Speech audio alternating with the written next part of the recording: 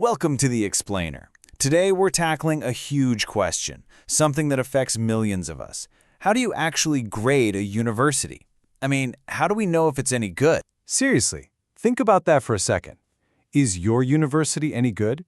And how can you possibly be sure? You've got all these rankings, government reports, flashy brochures, but what are they really telling you? Who even gets to decide what quality means in the first place? Well, it turns out, when you start digging into it, there isn't one simple answer. Instead, what you find is this: fundamental conflict. It's like there are two completely different faces of evaluation, two competing ideas about what it's all for. And it all boils down to this. Is evaluation a top-down report card where some authority gives out a grade to regulate and rank schools? Or is it more like a mirror, a tool for the university to hold up to itself, to really see what's going on and figure out how to get better? The report card versus the mirror. This is the central tension we're going to explore. Okay, so let's start with the first one. Evaluation as a report card. This is the approach where the state, or the government, basically acts as the ultimate supervisor. The whole idea here is pretty straightforward. The state has a duty to guarantee quality for everyone. So, the name of the game is control. It's about planning, setting standards, and making sure every institution is accountable to the public. Everything is managed from the top down. And this isn't just a theory. A perfect real-world example is Brazil's national system called SINAES. It's this huge, complex machine designed to do exactly that.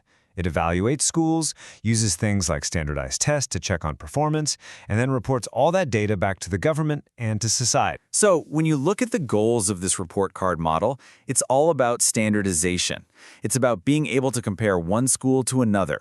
You're creating public rankings, you're holding schools accountable, and you're gathering data so the state can basically manage the entire educational market. You know, this image just says it all, doesn't it? You don't even need to read the words. You can just feel how procedural and bureaucratic it is. It's a standardized machine, and every single university has to go through the exact same formal steps to get that stamp of approval. Okay, but what if evaluation wasn't about an outsider giving you a grade at all? What if it was about the university looking inward? That brings us to the other side of this coin. The mirror approach, where the university is seen as a learning community that's focused on its own growth. And the key concept here is something called autoavaliação, which is just Portuguese for self-evaluation.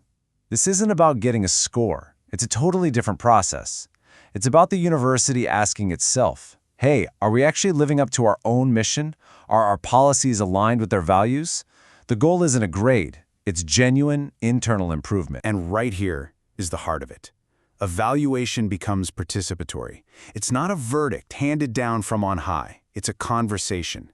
It's about creating this ongoing dialogue, this constant reflection between everyone involved, students, faculty, staff, all trying to figure out how to get better together. And the power of this mirror approach, you can really hear it in what the students themselves have to say. They talk about how learning becomes enjoyable and practical, that the content sticks better. They're not just studying for a test.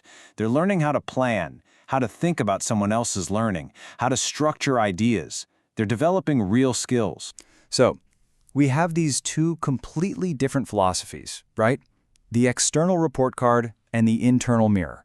Why does this balancing act, this tension between them, matter so much to every single one of us? Students, teachers, everyone. Let's just break it down side by side. The report card is all about regulation and control. Its tools are external reviews and big standardized tests. Its focus is accountability and public scores. But the mirror, its goal is improvement and growth.